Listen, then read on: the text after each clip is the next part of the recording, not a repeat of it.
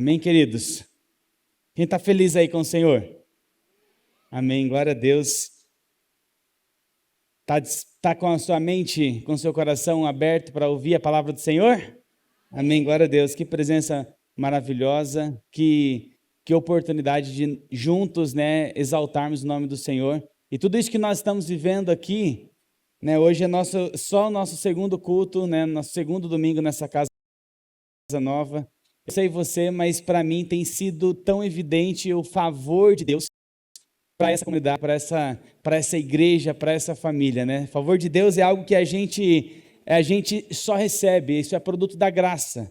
E nós precisamos entender e realmente desfrutar disso, Eu creio que às vezes a gente passa por momentos difíceis, na nossa vida, às vezes a gente passa por momentos de favor que é algo imerecido. Não tente querer criar uma justiça do favor. O favor é fruto da graça do Senhor.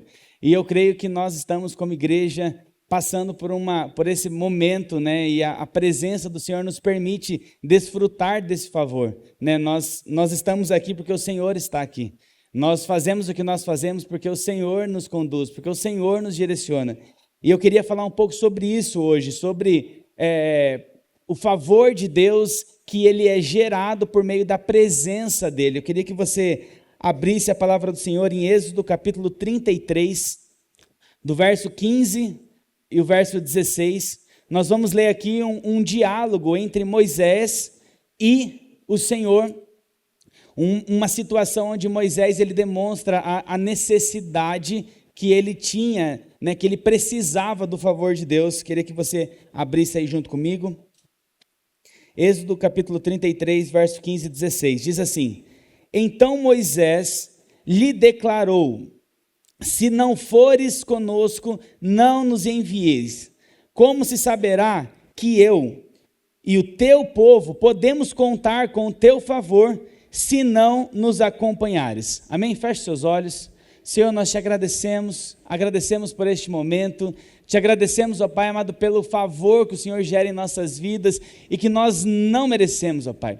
Mas o Senhor, com a tua graça, com a tua bondade, fruto da tua graça, gera em nós a oportunidade de estarmos aqui, recebendo uma palavra, estarmos juntos, adorando ao Senhor, e nesse momento que nós possamos estarmos atentos para ouvir o que o Senhor tem para falar conosco, em nome de Jesus. Gente, esse é um cenário, esse aqui é um diálogo que Moisés está falando para o Senhor, algo importante. Moisés, só para nós recapitularmos, Moisés é um homem que foi levantado para... além de tirar o povo que estava no Egito, vivendo sob uma escravidão, levar para a terra prometida, Moisés tinha uma missão, e a missão que ele tinha era de criar uma identidade naquela nação. Não era uma tarefa fácil, Você imagina que eles estavam vivendo, forjados, criados ali, já por um tempo, passando sobre uma opressão. E Moisés tinha essa tarefa de gerar uma nação, de formar uma nação. E ele fala para o Senhor assim, no versículo 15, Senhor, se o Senhor não for, não nos envie. A missão que ele tinha clareza também de que se o Senhor não for junto, não me envie, não nos envie, porque nós precisamos do Senhor. Gente, quando a gente fala sobre a missão de Moisés e a nossa própria missão, nós temos aqui um grande desafio na nossa igreja. Se para você não era claro, eu quero deixar isso claro. Nós temos um grande desafio que é nós prepararmos, equiparmos a nossa liderança, crescermos as nossas lideranças para que outras pessoas que chegarem, elas possam ser cuidadas, elas possam ser aperfeiçoadas, elas possam ser impactadas por esse mesmo poder que você está sentindo. Mas não é uma tarefa fácil. Nós estamos encontrando formas para isso, para viabilizar e apoiar. Inclusive, nós iniciamos hoje, no domingo, o Tadel, às 8 horas da manhã, e às 17 horas da tarde, 17 horas, às 5 horas da tarde, o Tadel. E essas são formas, ou nesses 2 horários, é uma das formas que nós estamos tentando encontrar para formar líderes, criarmos, sabe, a nossa igreja está crescendo, nós temos percebido isso, mas junto com isso nós precisamos equipar a nossa liderança, preparar a liderança para que outras pessoas vão chegando, vão se capacitando, vão sendo discipuladas, vão sendo amadas, mas não é uma tarefa fácil, e da mesma forma que Moisés, nós falamos assim, Senhor, nós só vamos para esse lugar que nós vemos aqui, se o Senhor estiver conosco, porque se o Senhor não estiver conosco, nós não queremos ir para lugar nenhum. Nós queremos que o Senhor esteja, ou não só queremos, nós precisamos que o Senhor esteja conosco. E quando nós olhamos para Moisés, ele reconhecia, Senhor, para criar uma identidade, levar essa galera de um lugar para o outro, mas nesse meio, formar uma nação, eu preciso que o Senhor esteja conosco. E aí ele fala, assim, como é, ele fala assim, ó, nós precisamos contar com o seu favor. Mas como é que nós vamos contar com o seu favor se você não nos acompanhar? Como é que eu vou contar com o favor do Senhor se o Senhor não estiver lá? O que significa? Significa que a presença de Deus, ela possibilita a manifestação do favor dele. O que nós estamos vivendo aqui, inclusive quando nós estamos adorando ao Senhor, nós estamos entendendo que a adoração ao Senhor, a essa presença, isso possibilita a manifestação do favor dele. E Moisés sabia disso, ele fala assim, olha, eu preciso do teu favor, mas para ter o teu favor, eu preciso da sua presença. Existem 2 pontos importantes que a presença do Senhor faz. Primeiro, ela gera favor, e segundo, ela gera distinção. Diz no versículo 16 do texto que nós lemos, o que mais poderá distinguir a mim e ao teu povo de todos os demais povos da face da terra? Moisés está falando, o que mais pode distinguir, senão a tua presença? Sabe o que distinguia o povo de Deus, dos midianitas, dos amalequitas e de todas as outras tribos, de todas as outras nações? Era a presença de Deus. Ou seja, a presença gera distinção. Moisés estava falando assim, não existe povo de Deus sem a presença de Deus. Como é que vai ser diferenciado? Como é que vai diferenciar um povo de outro? É a presença. Ou seja, a presença, ela gera o favor, mas ela também gera distinção, gente. Não existe povo de Deus sem presença de Deus, e não existe presença de Deus sem distinção. Sabe o que transforma, o que faz de mim e de nós diferente de alguém que não conhece, alguém que é um ímpio, alguém que ainda não teve contato com o poder de Deus? É a presença dele. Sabe, nós não queremos uma igreja, e nós não temos certeza disso, nós não queremos ser conhecidos como uma igreja por causa da estrutura, por causa da luz, por causa do som, por causa do espaço. Isso sim pode acontecer, isso pode de alguma forma, né? Nós estávamos aqui ontem no jantar de casais, né, com muita excelência, desfrutando de um momento, um ambiente super agradável, edificante para o nosso casamento, mas isso tudo é importante, mas nós queremos ser conhecidos por uma igreja que busca a presença de Deus e se distingue por isso.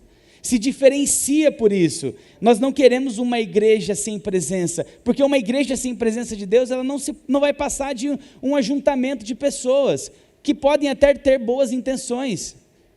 Não é ruim as intenções, mas não diferencia, porque o que diferencia é a presença, e Moisés estava falando, Senhor, o que vai diferenciar o povo de todos os outros, o que é, senão a tua presença? Gente, de forma prática, semana passada, quem estava aqui semana passada?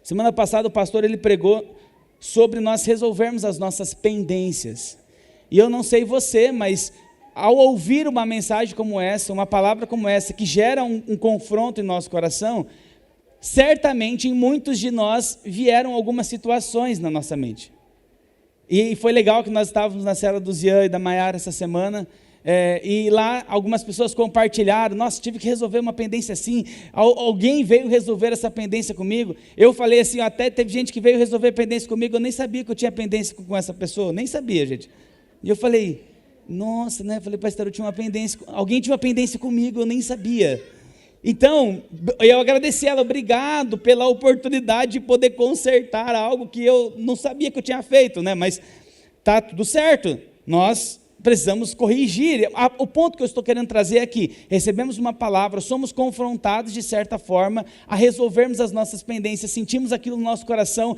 vem na nossa mente, mas a gente não executa. Sabe o que vai diferenciar alguém que recebe, passa pelo mesmo processo? É alguém que reconhece que a presença de Deus está nele. Porque assim, Moisés falava assim: Senhor, nós não vamos se o Senhor não for, porque a sua presença ela é necessária. É a mesma coisa da gente: Senhor, eu não conseguiria perdoar, eu tenho que resolver aquela pendência, mas eu não consigo, mas a presença de Deus me capacita a fazer. Então o ponto, uma das primeiras perguntas que eu quero fazer é: você resolveu as suas pendências?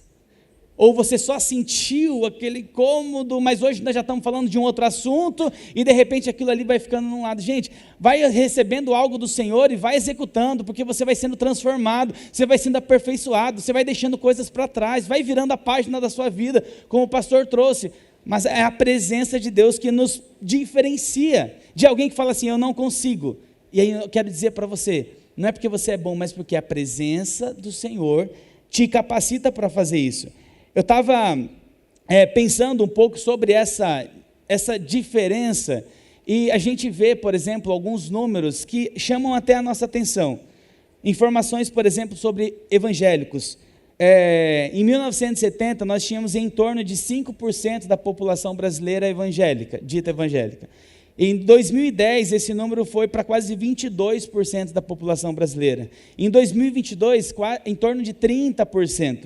E em 2032, as estatísticas mostram que esse número pode chegar a mais de 50% da população brasileira sendo evangélica. O que isso significa? Significa que nitidamente está existindo um crescimento. O meu ponto é: será que esse crescimento que está acontecendo em números, ele se equipara a essa distinção, ou em algum momento essa distinção ela passa a ser, sabe, meio borrada? Você não sabe direito quando começa uma coisa e termina outra, porque parece que começa a se misturar demais.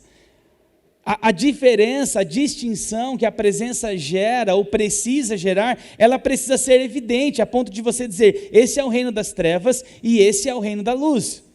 A diferença precisa existir. Alguém precisa olhar para nós e dizer assim: uau, cara, eu nunca conseguiria perdoar o meu pai do jeito que você perdoou. Eu também não, mas a presença de Deus me capacita para isso. Você entende que o Senhor faz isso por causa da presença dEle, Ele faz essa diferenciação. O problema é quando essa diferenciação já não começa a existir tanto. Gente, hoje tem muita gente evangélica. Tem jogador de futebol evangélico, faz gol, levanta a camisa: Senhor Jesus é tudo.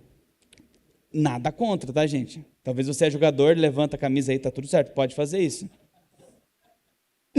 Mas existem artistas, influencers, celebridades, você fala assim: nossa, aquela pessoa evangélica e tal, um dia está lá na igreja, e está tudo bem com relação a isso.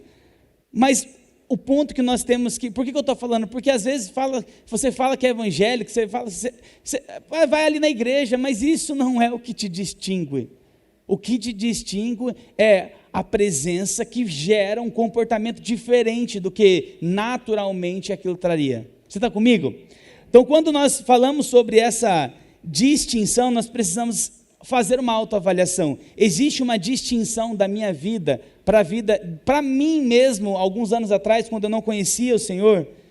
Eu não quero que nós sejamos conhecidos, como eu disse, por uma igreja por qualquer outro motivo, se não for principalmente porque nessa igreja, porque nessa casa, porque nessa comunidade, a presença de Deus traz distinção. E isso não é para que a gente seja melhor do que outros, mas é para que a gente reconheça e seja reverente, tenha reverência à presença que gera transformação, que gera capacitação e que gera crescimento. E quando nós falamos sobre presença, eu queria dar esse pano de fundo.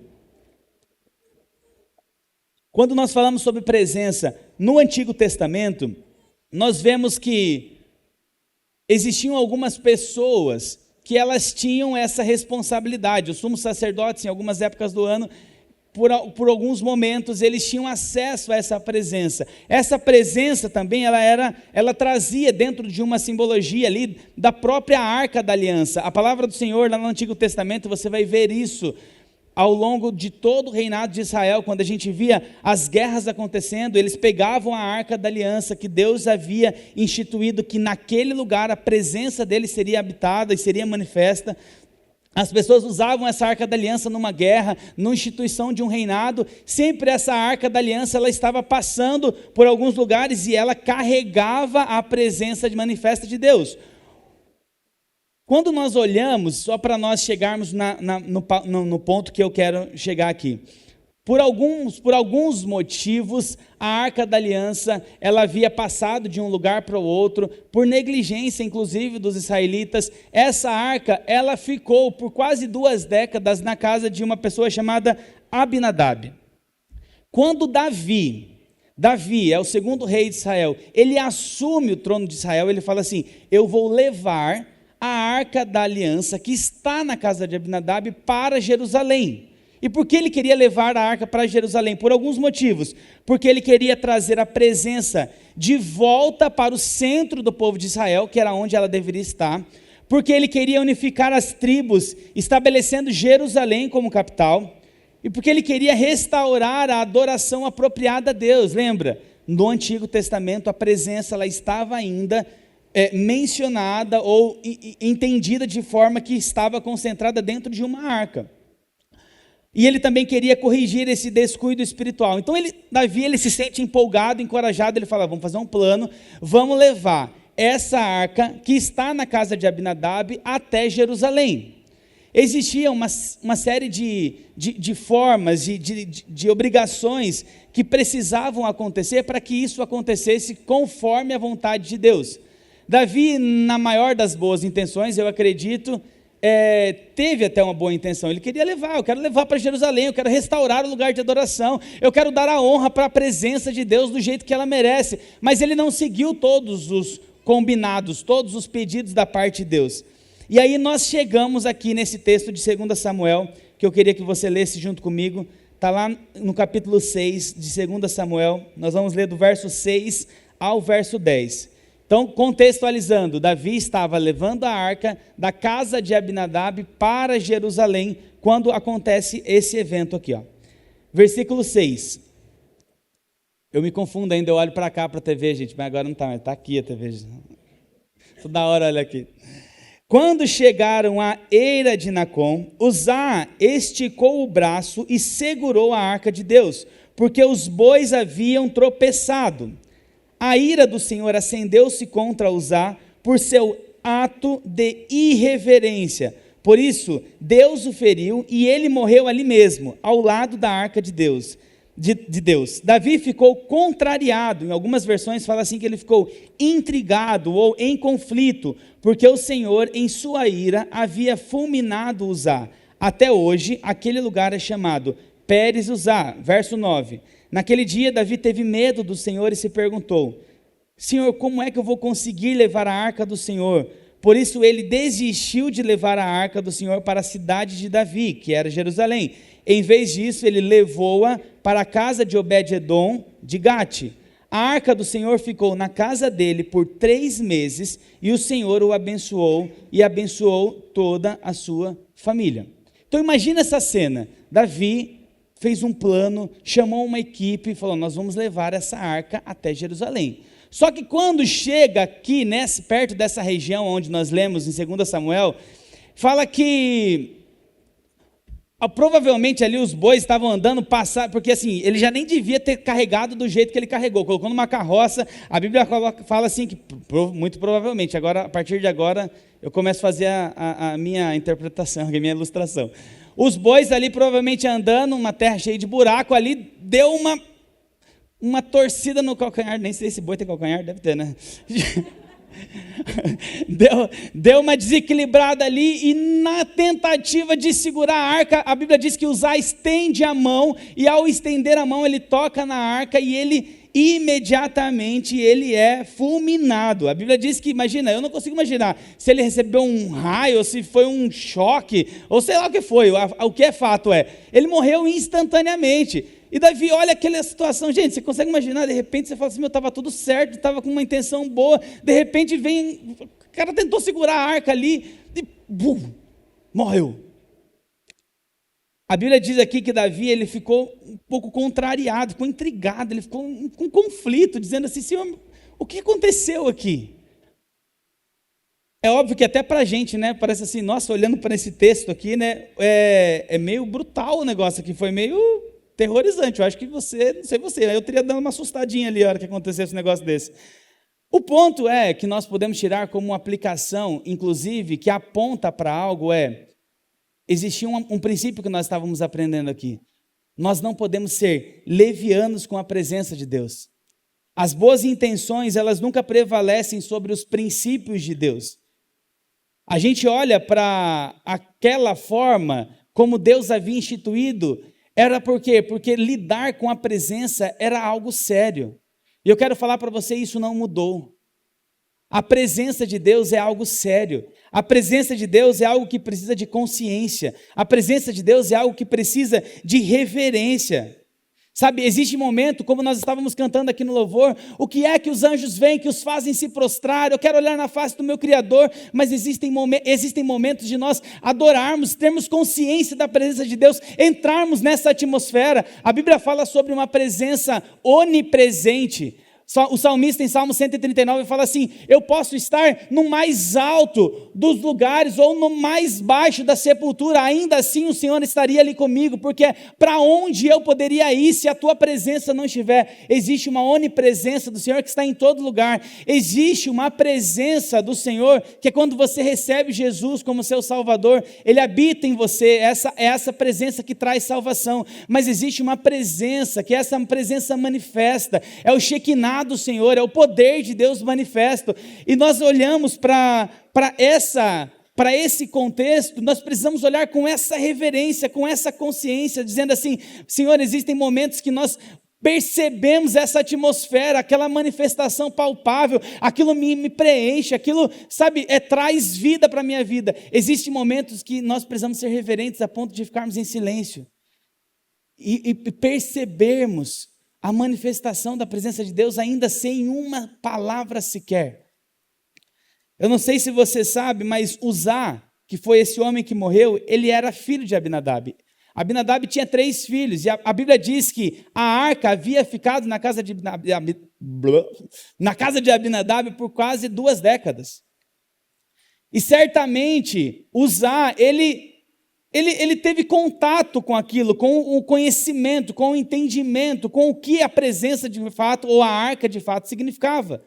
Imagina que quando a arca chegou na casa de Abinadab, né? Uau, a presença de Deus está aqui, a arca de Deus está aqui, a presença dele está dentro dessa arca. Mas passou 1 ano, passou 2 anos, passou 3 anos, e provavelmente aquilo que era tão precioso, que ele certamente havia aprendido, em um momento necessário, que ele achou necessário, ele toca na arca, e a Bíblia chama isso de um ato de irreverência. Sabe o que significa, gente? O que eu posso tirar como aprendizado disso? É que o ser humano ele tem a tendência natural de desvalorizar aquilo que é precioso, quando aquilo é muito frequente.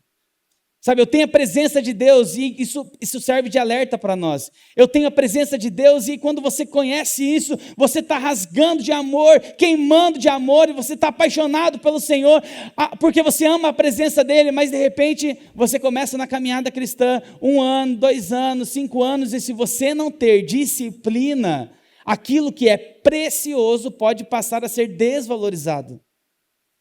Porque você se acostuma. Você se acostuma com aquilo, e o que nós precisamos? Lutar contra essa tendência natural do ser humano, que é de desvalorizar. Eu tenho aquilo todo dia. Você já viu alguém falar isso? Você percebe a importância da água da sua casa até o momento que ela acaba.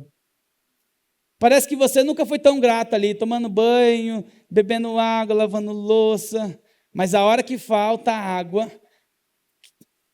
Aí você parece que aquilo, sabe, o valor ele é maior. Já viu quando a gente estava naquela época de Covid, né, o oxigênio, esse ar que a gente consegue respirar, essa facilidade. Quando nós percebemos a dificuldade de muitas pessoas de conseguirem respirar, sabe, e não conseguia, começou a gerar essa percepção de quanto nós não valorizamos aquilo que é tão precioso, mas é tão frequente, eu tenho todo dia, está disponível. Pode ser que o Zá tivesse se acostumado com a arca na casa dele, aquela presença que era tão preciosa, ficou por tanto tempo que isso já não teve mais tanta significância, a ponto de ele tratar com a reverência que era devida. Ontem nós estávamos aqui no jantar de casais, e quando nós fomos orar pelo nosso cônjuge, eu peguei na mão da minha esposa e eu falei assim para o Senhor, pensando um pouco sobre isso que eu estava meditando, eu falei: Senhor, eu tenho minha esposa, minha mãe das minhas filhas, eu tenho esse casamento abençoado, e eu tenho ela todos os dias. Nós nos casamos em 2018, nós todo dia temos um convívio, todo dia nós nos vemos, todo dia nós nos falamos. Sabe qual é a tendência natural? Mesmo que seja precioso, isso ir desvalorizando. E sabe o que é necessário? Disciplina. Sabe o que é necessário? Nós regarmos constantemente, porque principalmente é precioso. Eu, na minha oração ontem por ela, não sei se ela ouviu, né? Mas era assim: Senhor, ela é tão preciosa na minha vida, não me permita que o fato de tê-la todos os dias perca ou desvalorize, ou passe a deixar de dar o valor necessário, que é o valor que nós damos quando nós conhecemos, quando nós descobrimos. Eu queria que você fizesse uma reflexão sobre como é que você tem lidado com a presença de Deus. Eu estou indo na igreja, eu estou indo, né, todos os domingos, eu estou indo numa célula, mas você está lidando com a presença de Deus pelo tamanho da preciosidade que ela é, ou ela se tornou comum na sua vida? Ela se tornou comum. Isso já não faz mais tanta diferença. Quando a gente olha para a história de Davi aqui, voltando para o ponto aqui, o que acontece? Davi, então, ele está frustrado. Davi, ele está frustrado porque ele queria levar a arca até Jerusalém. O cara morreu. E ele fala assim: Senhor, né, então, o que eu vou fazer? Enquanto eu não souber o que fazer, eu vou deixar aqui nessa casa. A casa era a casa de Obed-Edom. Nesse momento, nós temos aqui um fato, e eu queria tirar alguns aprendizados dessa experiência de Obed-Edom. Imagina, Obed-Edom é um nome, se você quer pôr o nome no seu filho de Obed-Edom, fica à vontade. Obed-Edom estava vivendo a sua vida normal, gente. A sua vida estava seguindo o rumo normal. E ele então, de repente, né, na minha linguagem, a campainha dele toca.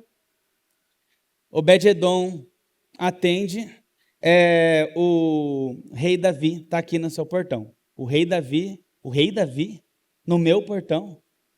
Obed-Edom desce as escadas. Na minha imaginação, ele estava no alto, a casa dele era no alto de uma pedra.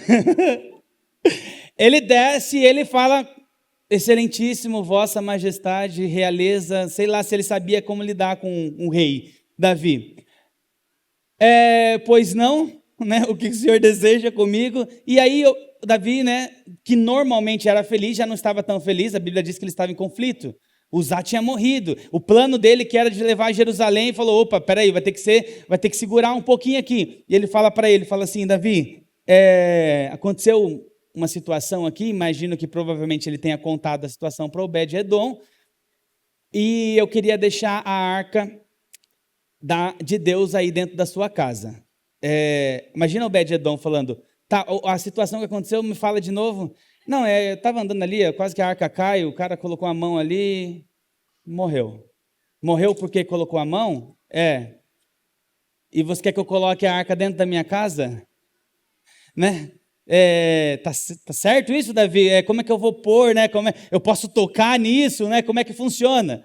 Você imagina a história de Obed-Edom a partir daí, porque ele tinha visto o cara ali, tinha sido fulminado, estava morto, Uzá estava lá. Davi, o cara está morto lá, Davi, ele só tocou na arca, você quer colocar na minha casa? Esse negócio ele pode até ser bom, é a presença de Deus, mas Beleza.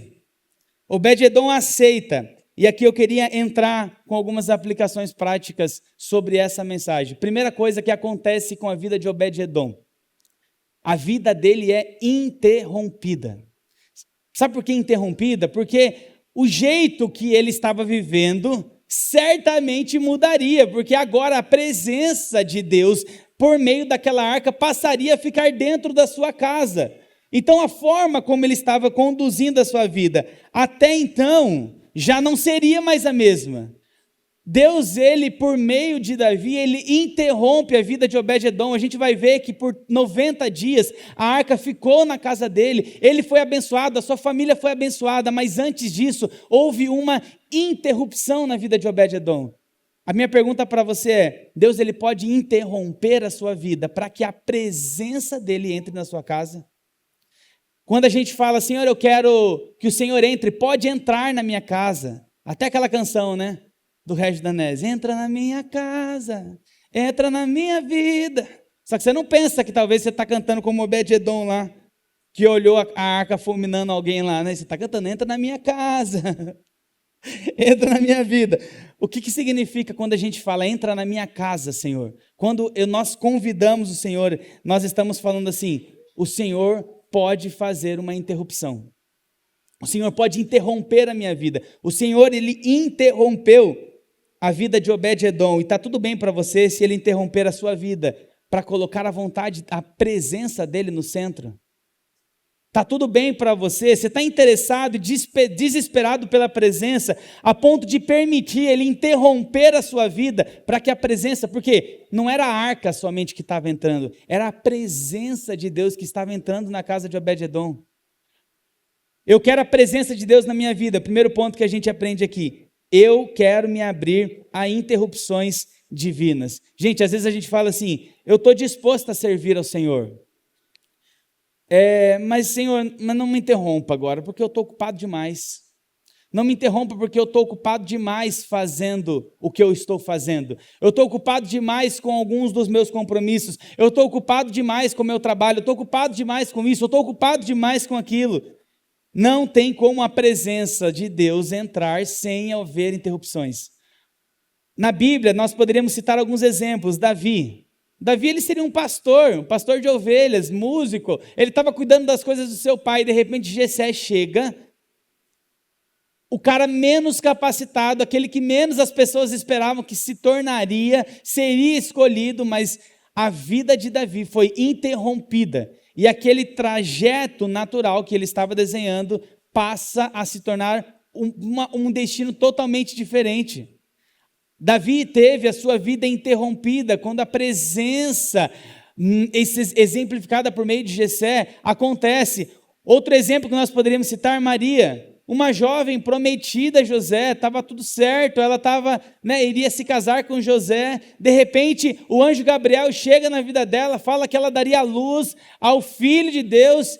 Eu não sei como você reagiria a isso, mas a vida daquela mulher foi interrompida, ela teve que mudar, de repente ela teve que mudar todo o rumo de como ela estava conduzindo, de como ela estava agindo, de como ela estava fazendo. Deus interrompeu a vida de Maria, Deus interrompeu a vida de Paulo.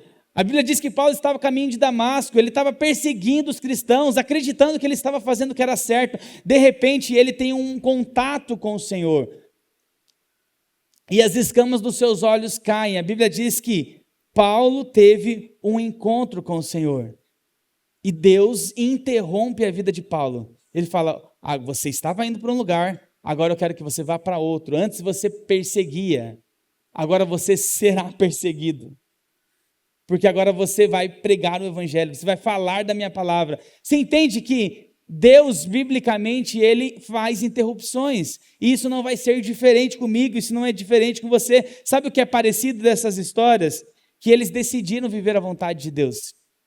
Se eu e você, se você estiver decidido a viver a vontade de Deus, saiba que será necessário passar por interrupções. Ele gosta de interromper as nossas vidas. E não é te interromper para levar para algo ruim, é de te interromper, porque é quando ele encontra espaço para dizer assim, olha, eu tenho algo específico, eu tenho algo destinado para você. Filipenses capítulo 3, versos 7 e 8 diz assim que Paulo, ele teve a vida interrompida, mas ele também se submeteu ao Senhor completamente. Olha como mudou a mente dele. Ele diz assim no verso 7 de Filipenses 3: mas o que para mim era lucro, eu passei a considerar perda por causa de Cristo. Ou seja, isso para mim era lucro, agora isso para mim agora se tornou perda, porque os valores eles começaram a se inverter. Verso 8: mais do que isso, eu considero tudo como perda, comparado com a suprema grandeza do conhecimento de Cristo Jesus, o meu Senhor, por cuja causa perdi todas as coisas. Eu as considero como esterco para poder ganhar a Cristo. Olha, Paulo, ele não só teve a sua vida interrompida, mas ele se submeteu a essa vontade de uma forma tão intensa que ele fala assim: aquilo que era lucro para mim agora já não é mais, aquilo que era sucesso para mim agora já não é mais, aquilo que eu achava que era ganho agora para mim é perda, e muito mais do que isso, eu considero isso como esterco diante daquilo que o Senhor tem para mim. A mentalidade que Paulo nos encoraja aqui é de fato falarmos: Senhor, a sua presença, quando eu estou na tua presença, quando eu estou buscando a sua presença, valores eles serão transformados, valores eles serão mudados. Algumas coisas que faziam sentido para mim hoje não faz mais. Gente, qualquer um que passa por um processo de conversão, a pessoa começa a passar por algumas reordenações de prioridade. Sabe, aquilo ali era tão importante, eu não conseguia ficar sem aquilo, eu não conseguia ficar sem aquilo outro. De repente, a presença do Senhor, ela me preenche de tal forma que aquilo já não faz mais tanto sentido. Estar lá já não faz mais tanto sentido. Me envolver com aquilo já não faz mais tanto sentido. Estar no meio de pessoas dessa forma já não faz mais tanto sentido. Porque o que Deus faz com a sua presença na nossa vida é inverter valores, é colocar as coisas no lugar, é fazer com que as coisas elas se alinhem de acordo com o que é importante para ele. Quando a presença entra na casa de Obed-Edom, certamente ele precisou organizar a sua casa. Imagina, de novo voltando à história, ele fala: agora eu vou colocar essa arca. E aí, e pensando assim, né? Eu vou colocar essa arca, onde eu vou colocar essa arca? Porque se eu colocar em qualquer lugar, vai que passa uma criança desapercebida aqui. Ontem nós estávamos aqui no jantar de casais e minha irmã com meu cunhado ficaram ali na casa da Chay com 37 crianças, cara, tô brincando. Mas com algumas crianças lá. E aí, né, foi super animado lá para elas, né? Enquanto a gente estava aqui, super feliz comemorando, né? Elas também estavam felizes lá lidando com aquele monte de criança. Mas quando você tem criança na casa, você fala assim: opa, isso aqui já não pode deixar mais tanto. A Bela caiu, vocês vão ver a Bela, tá, gente? Tá tudo bem, não fomos nós, não foi nós.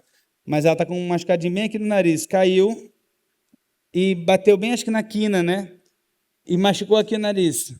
Quando a gente é pai, a gente começa, eu não sei vocês, né? Mas eu trabalho numa fábrica que a gente começa a deixar mais aguçado algumas coisas que podem dar errado, assim, sabe? Aí você olha para ali, aquela ponta, aquele negócio ali melhor proteger, né? A gente estava na igreja antes de vir para cá, eu falei: pastor, tiraram os extintores e algumas pessoas tinham esbarrado ali. Eu falei assim: vamos colocar alguma coisa lá, porque alguém pode bater a cabeça lá, né? Porque a gente é meio formatado a olhar o que pode dar errado ali de perigo, sabe? Imagina que Obed-Edom, ele teve que pensar: eu vou ter que reorganizar algumas coisas aqui. Não dá para eu deixar a arca no meio da sala. Alguém vai tropeçar, imagina, fulminado, tropecei, morreu. Não, cara, vamos pôr aqui em um outro lugar. Ele tinha que reorganizar, ele tinha que colocar as coisas, as prioridades precisariam ser ajustadas. Vou mudar esse sofá para cá, vou colocar essa TV para lá. Sabe o que isso traz para nós como reflexão? É quando a presença de Deus entra, gera em nós a necessidade de reorganizarmos algumas coisas. Puxa, meu namoro que estava assim já não dá mais para ser assim. Sabe, o jeito que eu lidava com a minha esposa, agora eu conheci a presença, já não dá mais, já não conversa mais. Sabe, essa necessidade de a presença de Deus estar, ela vai gerar a necessidade de reorganizar algumas coisas, e está tudo bem para você se a presença de Deus começar a alinhar algumas prioridades na sua vida? Está tudo bem com você se a presença de Deus começar a reprogramar as suas programações? Está tudo bem Se a presença de Deus começar a recalcular a rota da sua vida, que você já tinha desenhado, estava tudo tão certo, estava tudo tão organizado, está tudo bem se quando a presença de Deus chegar, gerar a necessidade de você substituir os sonhos que você tinha no seu coração pelos sonhos que Ele colocou, ou que Ele tem para colocar, porque a presença ela vai gerar essa necessidade de reorganizar algumas coisas dentro de nós. Eu estou falando isso porque eu tenho passado por processos assim, a presença de Deus e é o que eu tenho buscado. Às vezes eu tenho buscado por resposta e o Senhor tem me deixado claro por meio, focado nisso que eu quero compartilhar, que eu tenho compartilhado com vocês hoje, a presença dEle vai gerar algumas interrupções. A presença dEle vai gerar algumas modificações. Mas se eu quero a presença dEle, que é o que de melhor Ele tem para mim, eu preciso me submeter a essa vontade. O segundo ponto que eu queria tirar dessa história de Obed-Edom quando eu quero a presença de Deus, ou dentro da minha casa, eu quero passar por uma metamorfose, ou uma transformação divina. Gente, é muito bom, como eu falei, quando a gente tem experiências com o Senhor, mas o Senhor ele não está a fim de fazer com que você viva de experiências momentâneas. O Senhor Ele quer transformar a sua forma de ver, o Senhor quer transformar a sua forma de pensar, o Senhor quer transformar a sua forma de agir. Sabe, então assim, nós temos alguns momentos de experiência, né? Mas não é isso que vai gerar constância, não é isso que vai gerar disciplina espiritual. O que vai gerar é quando você de fato passar por um processo de transformação. Quando a presença de Deus entra, ela gera uma transformação, uma metamorfose na nossa vida.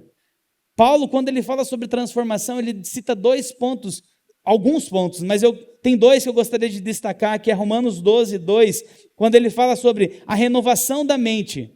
Quando muda a mentalidade, nós somos transformados.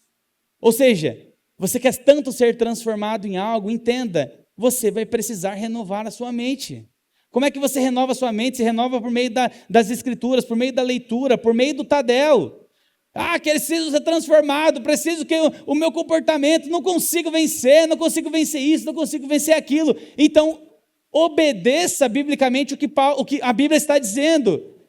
Faça com que a sua mente seja renovada, sabe? Comece a trazer uma enxurrada de informações bíblicas, de informações de mensagem, começa, a se alimentar disso para que a sua mente seja renovada a ponto da transformação começar a ser evidente em você. Às vezes você quer estar pedindo tanto, Senhor, transforma, e Paulo está dizendo assim, olha, você pode até pedir, mas você renova a sua mente, irmão. Quando você renova a sua mente, a transformação ela vem.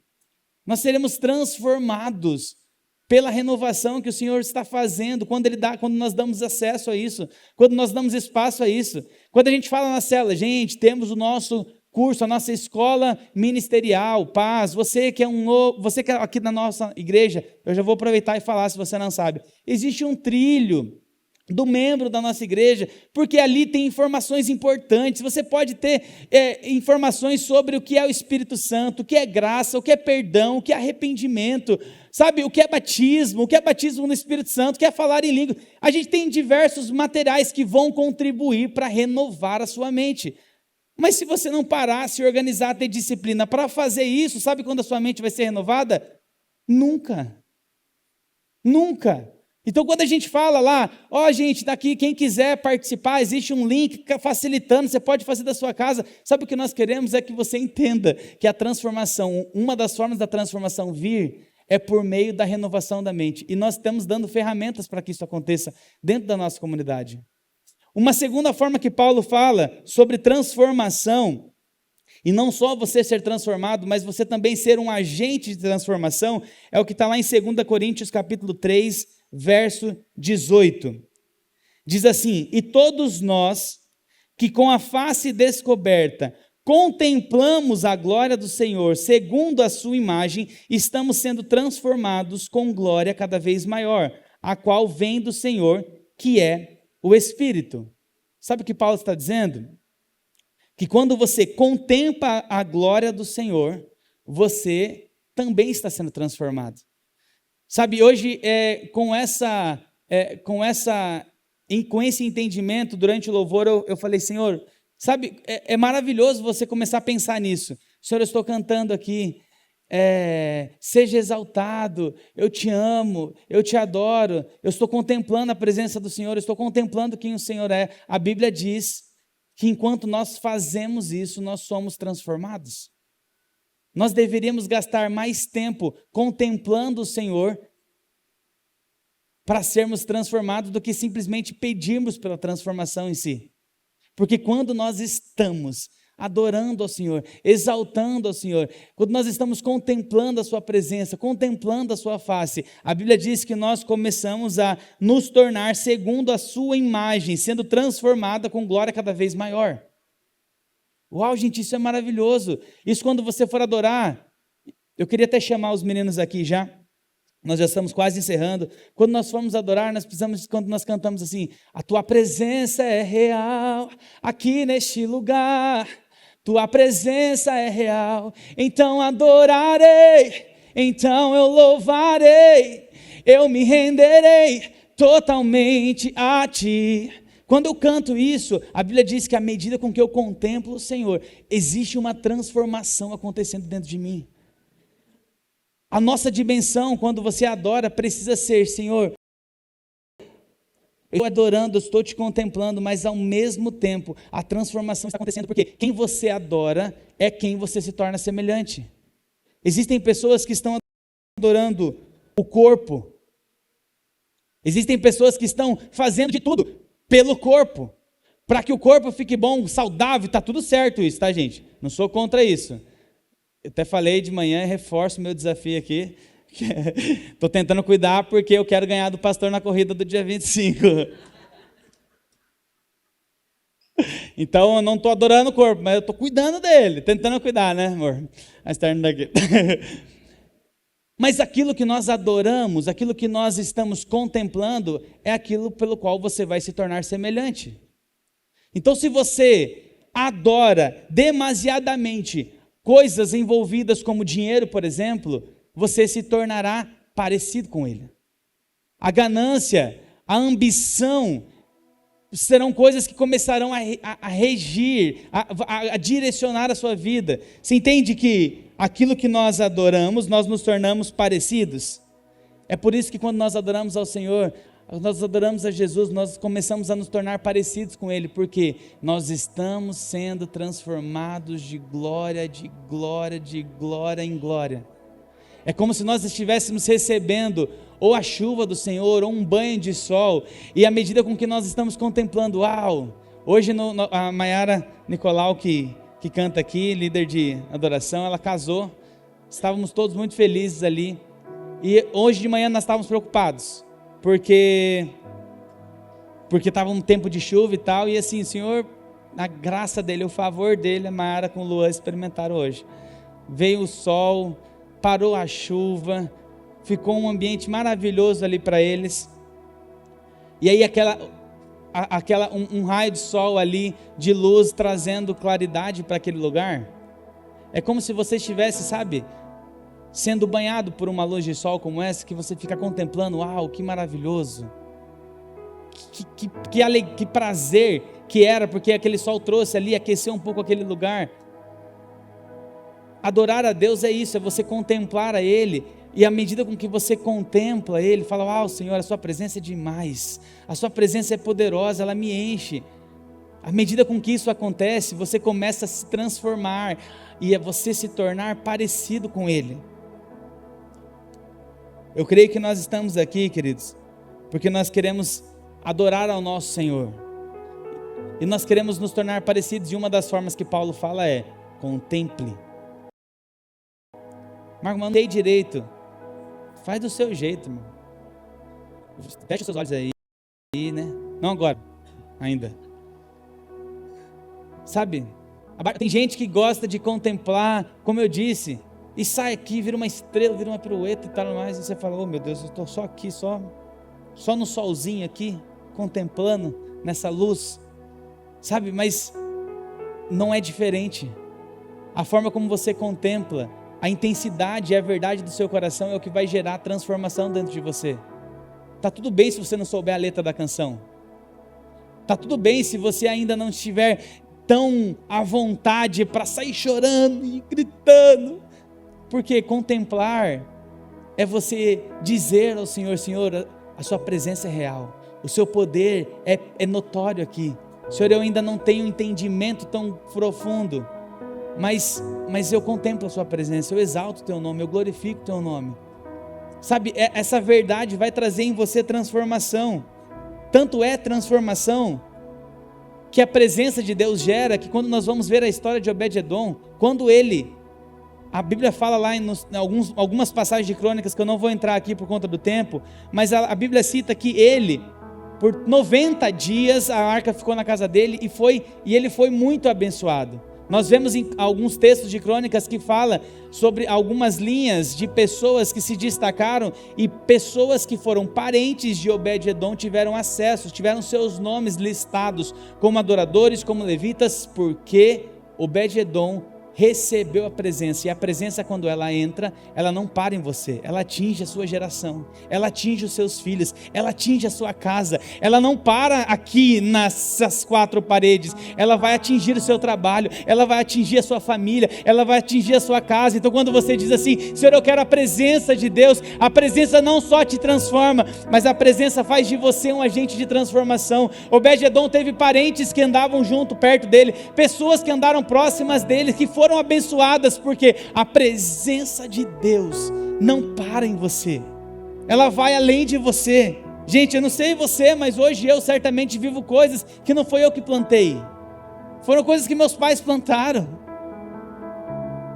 Você certamente está vivendo coisas que não foi você. Um dia alguém orou por você, um dia sua mãe orou por você, um dia seu pai orou por você, alguém intercedeu por você. A presença de Deus na vida de outra pessoa chegou até você. Não obstrua aquilo que o Senhor quer fazer. A presença de Deus, ela precisa atingir a nossa geração, a presença de Deus precisa atingir a nossa cidade. Não seja você um cano obstruído, que você desobstrua e fala: Senhor, no que depender de mim, aquilo que vier do trono vai ser jorrado sem nenhuma obstrução, porque eu quero que a sua presença alcance aqueles que estão perto de mim, eu quero que a sua presença alcance a minha casa, eu quero que a sua presença alcance o meu trabalho. Eu quero finalizar com o texto de Hebreus capítulo 9, porque a arca que entrou na casa de Obed-Edom, ela tinha 3 elementos importantes dentro dessa arca. O escritor aos Hebreus, ele vai descrever o que tinha dentro dessa arca. Verso 3 e 4 de Hebreus 9, diz assim: por trás do segundo véu havia a parte chamada Santo dos Santos, onde se encontravam o altar de ouro para o incenso e a arca da aliança totalmente revestida de ouro. Ele está falando sobre o lugar chamado Santo dos Santos e sobre a arca. E aqui no final do verso 4, ele fala o que tinha dentro da arca. O escritor aos Hebreus fala: nessa arca estavam o vaso de ouro contendo maná, a vara de Arão que floresceu e as tábuas da aliança. 3 elementos: o maná, a vara de Arão que floresceu e as tábuas da aliança. Sabe por que algumas pessoas, guarda essa informação, algumas pessoas às vezes elas resistem às interrupções que Deus faz na sua vida? Por quê? Às vezes porque elas estão ocupadas demais, preocupadas com a provisão. Não, isso aqui é a minha provisão, isso aqui é o meu ganha-pão, isso aqui é a forma como eu tenho para sustentar a minha casa, minha família e tudo mais. Então elas estão preocupadas demais com a provisão e elas resistem a algumas interrupções. Existem pessoas que resistem a essas interrupções porque elas estão ocupadas demais cumprindo a missão que elas entendem que Deus colocou sobre a vida delas. Deus, ele quer interromper, mas fala: não, Deus, não, agora eu estou ocupado aqui, porque eu tenho o meu ministério, eu tenho o meu chamado, eu tenho isso e aquilo, e porque você não está dando espaço para a interrupção de Deus, porque está preocupado demais com isso, com cumprir com sua missão. E existe gente que não quer interrupção, porque eu estou ocupado demais buscando uma direção da minha vida, eu preciso de uma direção para minha família, eu preciso de uma direção para o meu casamento, eu preciso de uma direção para os meus filhos. Olha os 3 elementos que o escritor diz que tinha dentro da arca. Primeiro, maná. O maná é o símbolo da provisão de Deus. Ele foi a provisão de Deus enquanto os israelitas estavam no deserto. Sabe o que significa? Se você quer a provisão de Deus, você não deveria ficar buscando por maná, você deveria buscar pela presença, porque o maná está dentro. Se a sua preocupação tão grande é a provisão, pare de buscar por ela, busque pela presença, porque dentro da arca continha um maná. Dentro da presença contém a provisão de Deus. Outra coisa que tinha, a vara de Arão, que é representa a frutificação ou florescer. Moisés, lá no livro de Números, ele fala para as tribos trazerem um pedaço de uma vara, de uma madeira, e ele fala para que cada tribo trouxesse um pedaço dessa vara, e a vara que florescesse, que frutificasse, seria a vara, representaria aquele que assumiria a liderança. Uma vara, como é que uma vara vai florescer? Um pedaço de pau, né, para ficar mais ilustrativo para nós. Como é que um pedaço de pau que não está ligado a uma raiz, que não está ligado a uma árvore, como é que isso vai crescer? Como é que isso vai florescer? Como é que isso vai frutificar? Não é normal, gente, você tem uma vassoura lá, de repente você tem um pé de laranja nela, sem estar enxertado em nada. Sabe o que significa isso? E floresceu, tá? Você pode ir lá em Números depois, você vai ver, floresceu, a vara de Arão floresceu. A vara de Arão era um elemento que estava dentro da arca. Significa que se você quer essa frutificação, se você quer sentir esse cumprimento da sua missão, você não deveria buscar por isso, você deveria buscar pela presença, porque dentro da arca está a vara de Arão florescida. A frutificação, ela está quando você encontra a presença de Deus. E o terceiro elemento que tinha dentro da arca era as tábuas da aliança, que representa a direção. Às vezes a sua ocupação demais é porque eu quero direcionar minha vida, eu quero direcionar minha história, eu quero direcionar o rumo do meu trabalho. E o Senhor estava falando assim, dentro da arca, Obed-Edom, também tem as tábuas da aliança, ela que direciona, ela que norteia, ela que coordena. Nós deveríamos buscar menos, pedir menos por algumas respostas, e buscarmos mais a presença de Deus, porque se nós encontrarmos a presença, nós teremos provisão, nós teremos frutificação, e nós teremos direção. Você pode aplaudir ao Senhor Jesus por isso?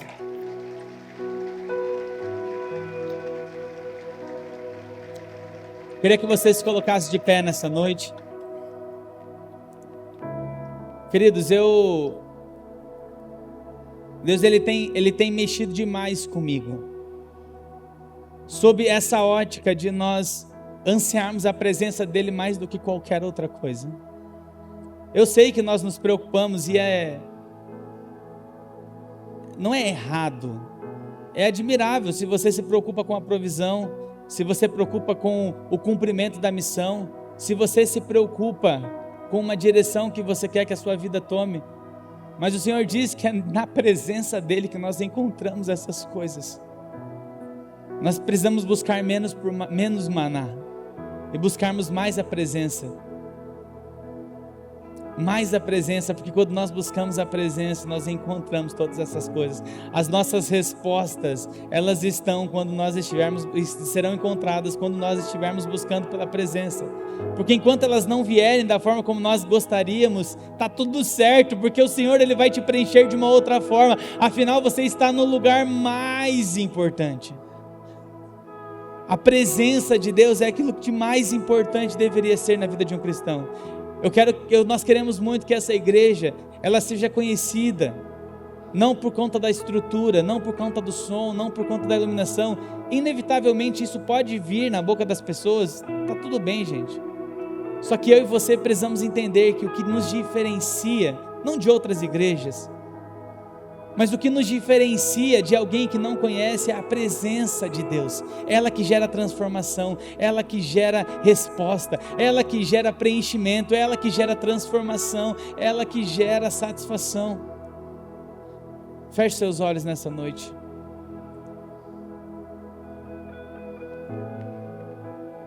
Senhor, Moisés, ele sabia que a missão que o Senhor tinha dado nas mãos dele, ela só seria possível ser cumprida se o Senhor estivesse junto com o seu favor. Deus, mas a sua presença, ela traz o favor, mas ela também traz distinção. Deus, e quando nós percebemos no que representou por tantos anos, por meio da arca, nós percebemos, ó Pai, que dentro dela, na presença, nós podemos ser satisfeitos, nós podemos ter provisão, nós podemos ter frutificação, nós podemos ter direção, Jesus. Senhor, eu oro, Pai amado, para que o Senhor desperte na nossa nação, o Senhor desperte na nossa comunidade, o Senhor desperte na nossa igreja o interesse real pela Tua presença. Senhor, que nós possamos ter a consciência e a reverência da Tua presença. Senhor, de que quando nós estivermos adorando, exaltando ao Senhor, nós possamos entender que está acontecendo uma transformação no nosso interior. Quando nós não tivermos resposta, que a nossa postura seja adore. Que quando nós não tivermos, Pai amado, certeza, que a nossa postura seja adore, exalte, entre na presença, desfrute da presença, essa presença que preenche, essa presença que dá resposta, essa presença que dá satisfação, Senhor. Nós vamos dedicar um tempinho aqui para que você possa desfrutar da presença do Senhor. Enquanto eles cantam, que você possa aproveitar este momento da forma como você se sentir melhor, em nome de Jesus.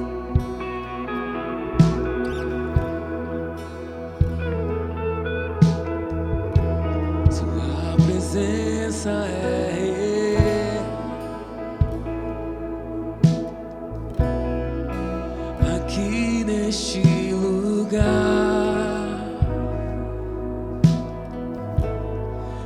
A presença é aqui neste lugar. Tua presença é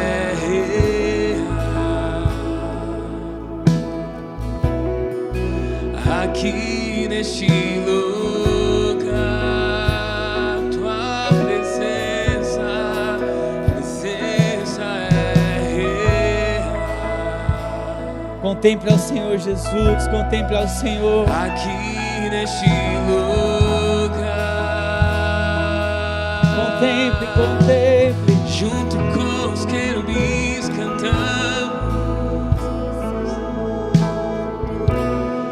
junto com os serafins cantamos, Santo, santo, santo, santo, santo, junto santo. com os querubins Santo, cantamos.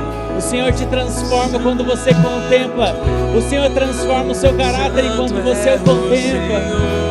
Santo é o Senhor, santo é o Senhor.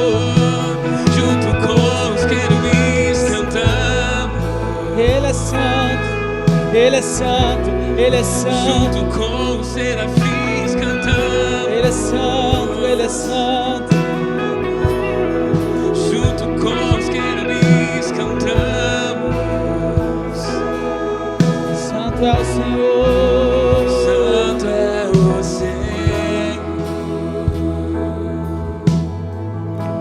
Tua presença é real. Você pode dizer isso aqui? Aqui neste lugar. Obrigado por tua presença, Jesus. A Presença é real. Aqui neste lugar. A tua presença. Então adorarei. Oh, adoraremos a ti, Jesus. Então eu louvarei. Nós louvaremos a ti, Senhor. Nós nos renderemos à tua graça, Então Senhor. me renderei.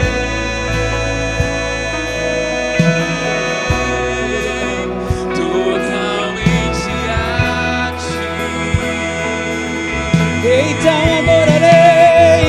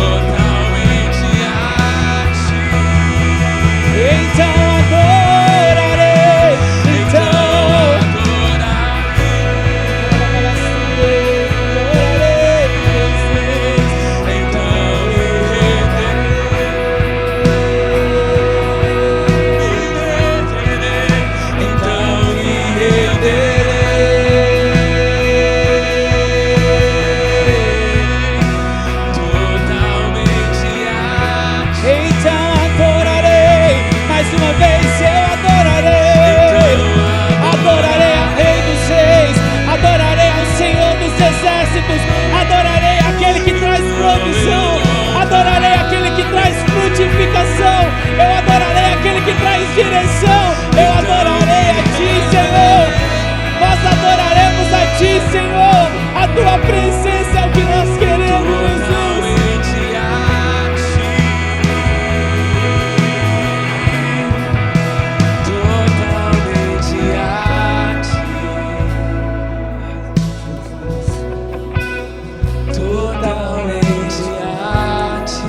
Totalmente, Jesus, totalmente a Ti.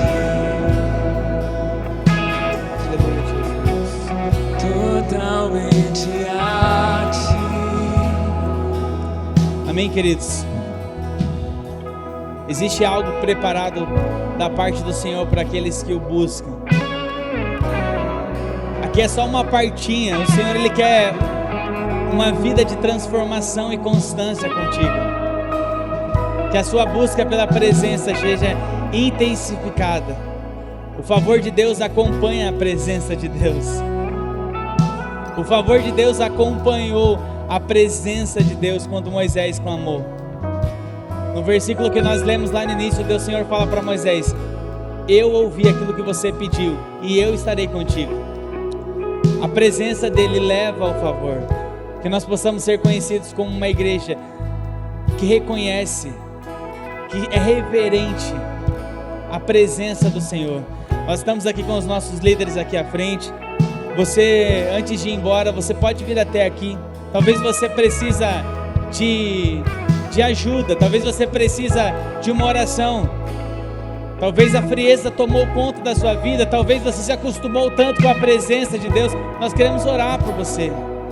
Nós queremos orar para que seja reacendido a chama da adoração, da busca, do clamor, da reverência, da disciplina por aquilo que o Senhor valoriza. Que você possa sair daqui não somente com uma experiência, mas sabendo que, da mesma forma como Obed-Edom teve a sua vida impactada pela presença que habitou na sua casa, que você também possa ter essa mesma consciência e que a presença do Senhor habite a sua casa, chegue na sua família, chegue no seu trabalho, chegue no lugar onde você está envolvido, lá na sua cela, que a presença de Deus encontre espaço em nome de Jesus. Obrigado, Pai, por essa noite, obrigado por essa palavra, obrigado, Pai amado, pela verdade que o Senhor nos trouxe, obrigado pelo confronto, mas obrigado pela esperança que o Senhor gera em nosso coração, em saber de que há um lugar preparado para nós e que nós não venhamos desejar menos do que vivermos intensamente na presença do nosso Senhor. Que a presença do Senhor te abençoe, que a presença do Senhor te acompanhe e esteja com você e com toda a sua casa, em nome de Jesus. Que Deus te abençoe e tenha uma ótima noite. E nós estaremos aqui ainda orando por você. Amém?